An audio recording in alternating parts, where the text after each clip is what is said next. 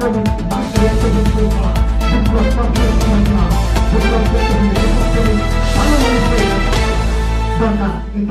আরেকটি কথা বলতে আমি শেষ করছি, হিন্দুস্তানের আগ্রাসনকে যতদিন পর্যন্ত আমরা রুখতে না পারবো এ দেশের ভালো কিছু প্রত্যাশা করা কখনো সম্ভব না।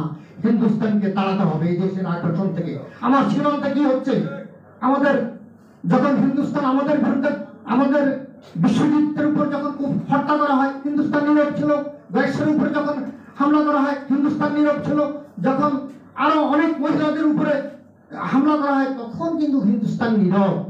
আমাদের দেশে হঠাৎ করে তারা হিন্দুস্তান বাংলাদেশের প্রতি প্রেমে হয়ে গেছে, হিন্দু ভাইদের প্রতি প্রেমে হয়ে গেছে, ভয়ঙ্কর হামলা করা হয়েছে হিন্দুস্তান হিন্দুদের উপরে। কিন্তু আমরা আমাদের মুসলমানদের উপরে ভারতে কিন্তু অনেক হামলা হয়। সেই আজকে এশিয়া মানবাধিকার অনুষ্ঠানে মানবাধিকার শুধু আমরা রক্ষা করলে হবে না, যারা দুষ্কৃতিকারী দুঃশাসন চালায় তাদেরকে শাসন করা মানবাধিকারের একটি অংশ বলে আমি মনে করি। এই দুষ্কৃতিকারী দুঃশাসন যারা চালিয়েছে তাদের বিচার হতে হবে, তাইলে মানবাধিকার সত্যিকার অর্থে রক্ষা।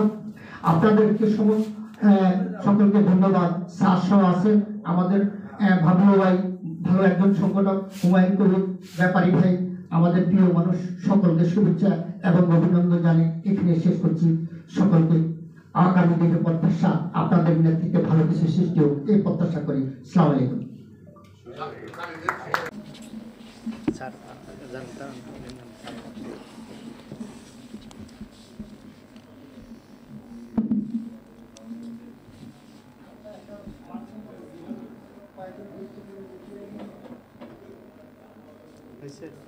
ঠিক আছে, আমরা আমাদের যে প্রবাসী যোদ্ধা আরেকজন মানব কল্যাণে যিনি নিয়ে যেতেছিলেন আলাজুল আল সিদ্দিকীকে আমরা একটা ওয়ালমেট তুলে দেওয়ার জন্য আমাদের আজকের সভাপতি সিনিয়র সাংবাদিক মোস্তফা কামাল মজুমদার সাহেবকে অনুরোধ করছি আলাজুল আল সিদ্দিকীকে ওয়ালমেট তুলে দেওয়ার জন্য।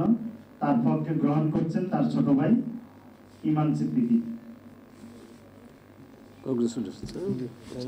থ্যাংক ইউ সবাইকে। আজকে আমাদের অধ্যাপক আনোয়ারুল্লাহ চৌধুরী এবং অধ্যাপক জসিমউদ্দিন আহমেদ বক্তব্য দেওয়ার পর আর কিছু বলার থাকে না, অবশ্য আমার বলার কথাও না। যেটা সামিং সেটা হলো আমাদের এখানে বেশ কয়েকজন বক্তা বক্তব্য রেখেছেন, তারা মানবাধিকার পরিস্থিতির বিভিন্ন দিক তুলে ধরেছেন এবং আমার মনে হয় আজকের সভাটা একটা সুন্দর সভা হয়েছে।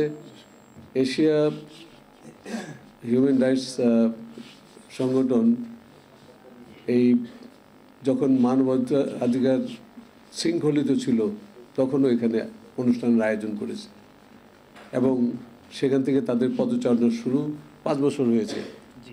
তো